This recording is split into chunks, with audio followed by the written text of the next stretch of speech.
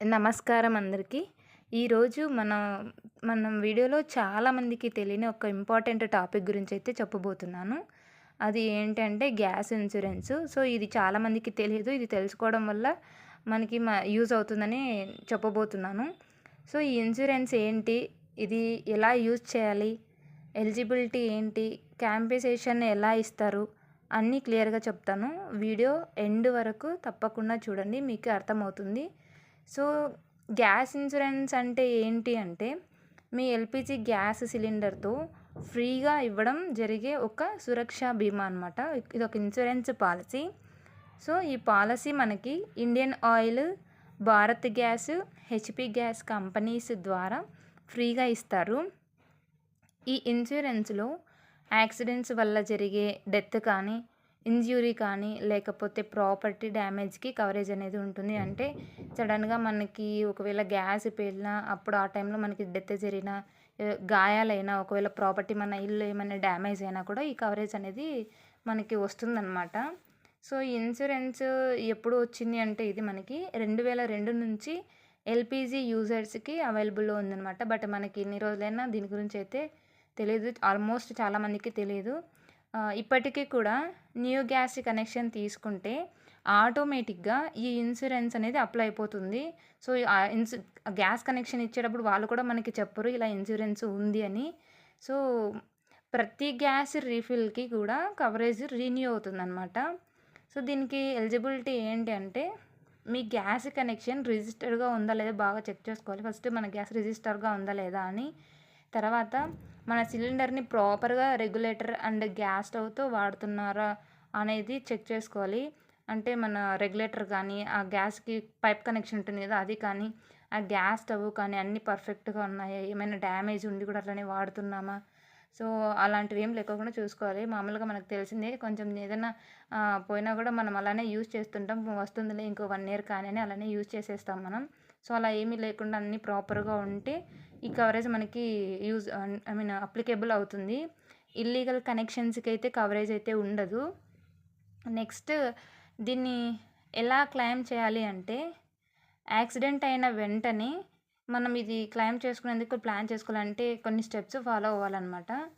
మీ gas ఏజెన్సీకి inform చేయాలా first. తర్వాత పోలీస్ కంప్లెయింట్ ఇచ్చి రిజిస్టర్ చేసుకోవాలన్నమాట. ఎఫ్ఐఆర్ రిజిస్టర్ చేసుకోవాలా. తర్వాత యాక్సిడెంట్ ప్లేస్‌లో ఫోటోస్ లేదా వీడియోస్ తీసుకొని సేవ్ చేసుకోవాలి. ఎందుకంటే మనం కవరేజ్‌కి టైంలో వాళ్ళు కొన్ని ప్రూఫ్స్ అడుగుతారు. అప్పుడు మనకి ఇది యూజ్ అవుతుంది. ఇంజ్యూరీస్ కానీ, డెత్ అయినా గానీ, అంటే ఏమైనా గాయాలైనా లేకపోతే ఎవరైనా చనిపోయిన కేసులో హాస్పిటల్ రిపోర్ట్స్ కానీ, డెత్ సర్టిఫికేట్ రెడీగా పెట్టి ఇన్సూరెన్స్ కంపెనీకి సబ్మిట్ చేయాలన్నమాట. అంటే మనకి ఏదైనా గాయమైనా హాస్పిటల్‌కి వెళ్తాం. అక్కడ చెప్తాం కదా! మనకి ఇలా గ్యాస్ పేలడం వల్ల ఇంజ్యూరీ అయిందని, లేదా డెత్ అయితే ఇట్లా గ్యాస్ పేలడం వల్ల డెత్ అయిందని. సో, అక్కడ మనకి డెత్ సర్టిఫికేట్ కానీ, హాస్పిటల్ రిపోర్ట్స్ కానీ తీసుకొని ఇన్సూరెన్స్ కంపెనీకి సబ్మిట్ చేసుకోవాలా. సో, గ్యాస్ ఏజెన్సీ వల్ల అంటే గ్యాస్ ఏజెన్సీ వాళ్ళ ద్వారా మనకి క్లెయిమ్ అనేది ఫార్వర్డ్ అవుతుంది. సో, ఇవన్నీ స్టెప్స్ ఫాలో అవ్వడం వల్ల.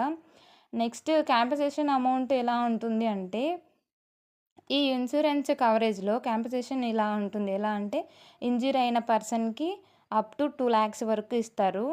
ఒకవేళ డెత్ అయిన కేసులో నామినీకి 6,00,000 వరకు ఇస్తారు. లేదా ప్రాపర్టీ డ్యామేజ్ అట్లా అయింది అంటే 2,00,000 వరకు ఇస్తారనమాట. సో, కాంపెన్సేషన్ డ్యామేజ్‌ని అసెస్ చేసి ఇన్సూరెన్స్ కంపెనీ డిసైడ్ చేస్తదనమాట. సో, సర్వేయర్ వచ్చి ఎవాల్యుయేట్ చేసి అమౌంట్ డిసైడ్ చేస్తాడు. అంటే సో, మొత్తం తను ప్రాపర్టీ డ్యామేజ్ కానీ, డెత్ పర్సన్ కానీ, లేదా గాయాలైన పర్సన్‌ని బట్టి మొత్తం అన్నీ క్యాలిక్యులేట్ చేసుకొని మనకి ఎంత రావాలో అంత అమౌంట్ అయితే ఇస్తాడనమాట. నెక్స్ట్ వచ్చేసి ఇందులో మనకి కొన్ని కండిషన్స్ అయితే ఫాలో అవ్వాలి.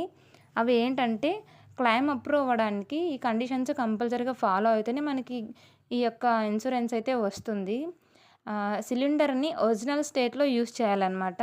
అలాగే gas stove and regulator ISI mark ఉండాలి. అంటే చెప్తున్నాను చూడండి, సిలిండర్ ఒరిజినల్ స్టేట్‌లో యూజ్ చేయాలి. అంటే మన స్టేట్‌లోనే యూజ్ చేస్తుండాలి. అలాగే గ్యాస్ స్టవ్ అండ్ రెగ్యులేటర్‌కి ఐఎస్ఐ మార్క్ అయితే కంపల్సరీగా ఉండిండాలి. చెప్పాను కదా! ఇల్లీగల్ కనెక్షన్స్ అని ఉంటాయని, వాళ్ళకి అప్లికేబుల్ అవ్వదని. సో, అందుకోసమే వాళ్ళు ఈ యొక్క ఐఎస్ఐ గుర్తుని బట్టి అది లీగలా, ఇల్లీగలా అని చెక్ చేసుకొని మనకి ఇస్తారు. అలాగే cylinder misuse or illegal refill చేయటం లేకపోవడం అంటే సిలిండర్‌ని మిస్‌యూజ్ చేసినా, లేదా ఇల్లీగల్ రీఫిల్ చేయటం ఇలాంటివేమీ లేకపోతే మనకి కవరేజ్ అయితే వస్తుంది. ఇలాంటివి ఏవైనా జరిగి ఉంటే మనకైతే ఈ కవరేజ్ రాదు. సో, యాక్సిడెంట్‌కి రీజన్ ఎల్‌పీజీ గ్యాస్ లీక్ అయితే మాత్రమే వ్యాలిడ్. అంటే సడెన్‌గా మనం ఏదైనా అంటే అలా అనుకోవద్దు. ఏదైనా వంట చేస్తున్నప్పుడు ఎవరైనా సడెన్‌గా లీకేజ్ ప్రాబ్లమ్ వల్ల అది పేలినా అలా కొన్ని చాలా వరకు పేలాయి కదా అలా. సో, అలాంటి సిట్యుయేషన్స్‌లో ఇది మనకి వ్యాలిడ్ అవుతుంది. సో, కొంతమంది అదే పనిగా సూసైడ్స్ చేసుకుంటుంటారు. గ్యాస్‌ని అలా యూజ్ చేసుకొని అలాంటి వాళ్ళకి ఇది అప్లికేబుల్ అవ్వదు. సో, ఎల్‌పీజీ గ్యాస్ లీక్ అయ్యి ఏదైనా యాక్సిడెంటల్‌గా జరిగితే మాత్రమే ఇది వ్యాలిడ్. అలాగే ఎలక్ట్రిక్ షార్ట్ సర్క్యూట్, నెగ్లిజెన్సీ వల్ల యాక్సిడెంట్ అయిన కేసులలో క్లెయిమ్ అయితే రిజెక్ట్ చేస్తారు. సో, ఇది కూడా అప్లికేబుల్ అవ్వదు. ఇది కూడా మీరు చెక్ చేసుకోవాలి. సో, ఇది ఫ్రెండ్స్ ఎల్‌పీజీ గ్యాస్ ఇన్సూరెన్సు చాలా యూజ్‌ఫుల్. ఫ్రీలో కవరేజ్ వస్తుంది. కానీ చాలామందికి ఇది తెలియదు. సేఫ్టీని మెయింటైన్ చేయడం ఇంపార్టెంట్. సిలిండర్ యూజ్ చేసే అప్పుడు ఇన్‌స్ట్రక్షన్స్ ఫాలో చేయాలి. డ్యామేజ్ అయితే గ్యాస్ ఏజెన్సీని ఇమ్మీడియేట్‌గా ఇన్ఫార్మ్ చేయాలి. FIR, photos, hospital documents save చేసుకోవాలి. ఇవన్నీ చేసుకుంటే మనకిది ఈ ఇన్సూరెన్స్ అనేది వస్తుంది.